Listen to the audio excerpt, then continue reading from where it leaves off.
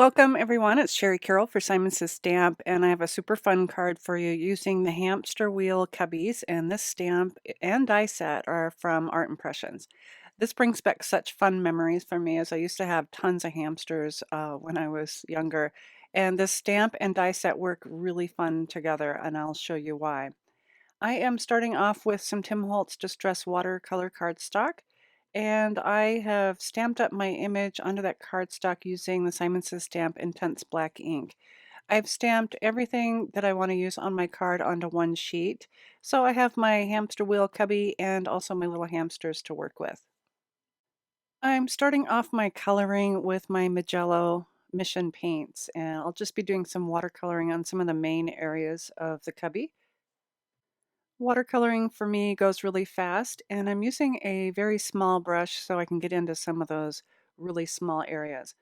So I'm using some of the colors straight out of my paint set, and later I'll be adding a little bit more dimension by adding some deeper tones.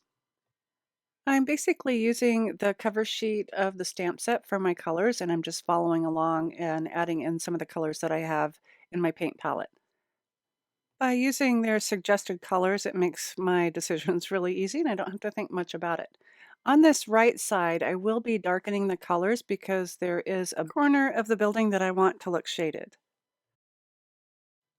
I've mixed a little gray with my teal and I'm adding it into the sides of that door opening, and I'm sorry it's a little bit off screen. I've used the die that goes with this stamp and I've cut out my little hamsters and also my cubby, and I want to show you why this die is so fantastic. So these doors and windows have openings. So this bottom door, it has a score line and also cuts around the door, the same with the upper one so that I can tuck in some hamsters. And then also in the wheel, it cuts out so you can place another hamster coming out of that wheel. I'll be using a couple of my Copic markers to add a little bit more dimension and shading onto this piece. And I like to use the Copics along with the watercolors, and this gives me a little bit more dimension. I am ready to start putting my card together, and I have die cut a piece of white cardstock with the wonky rectangles just for a nice background.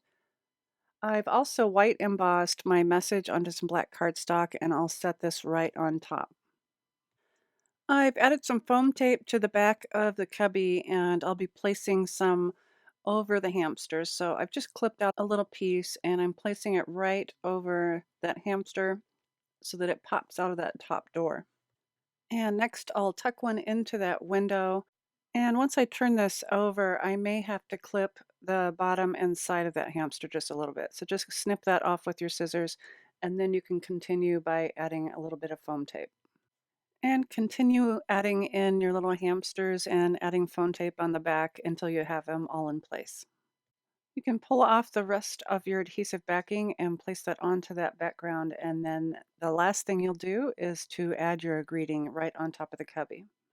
This is a super fun card to make, especially to decide what hamsters are going to go in what doors and what windows. And I probably haven't said the word hamster in over 40 years, maybe. So I hope you've enjoyed this tutorial on using the hamster wheelie cubby from Art Impressions. And as always, thanks so much for watching.